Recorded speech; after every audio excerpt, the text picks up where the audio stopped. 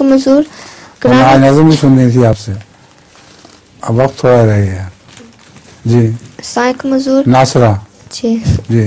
कुरान करीम में गुज़श्ता ज़माना के बारे में जिक्र के ताल्लुक में कहा जाता है कि इसमें आइंदा ज़माना के पेश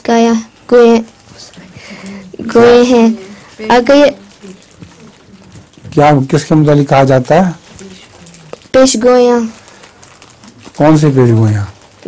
गुज़श्ता ज़माना में, गुज़श्ता ज़माना में, गुज़श्ता ज़माने की पेशगोइयाँ तो नहीं हुआ करती।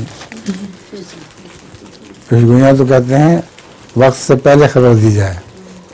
तो कुरान करीम में गुज़श्ता ज़माने के हालात भी बयान हुए हैं, लेकिन उनको पेशगोइयाँ नहीं कहा जाता। जो आइंदा ज़माने की बातें हैं उनको पेशगोई कहते हैं।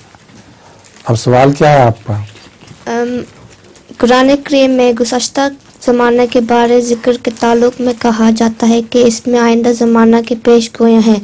अगर ये दुरुस्त है तो मेरा सवाल है कि वो मैं समझ गया हूँ आपकी बात।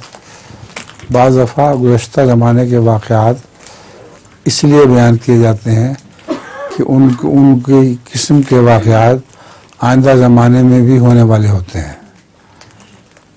इससे ज़्यादा उसका मतलब कोई नहीं, वरना वो महज कहानियों के तौर पर बयान नहीं होता।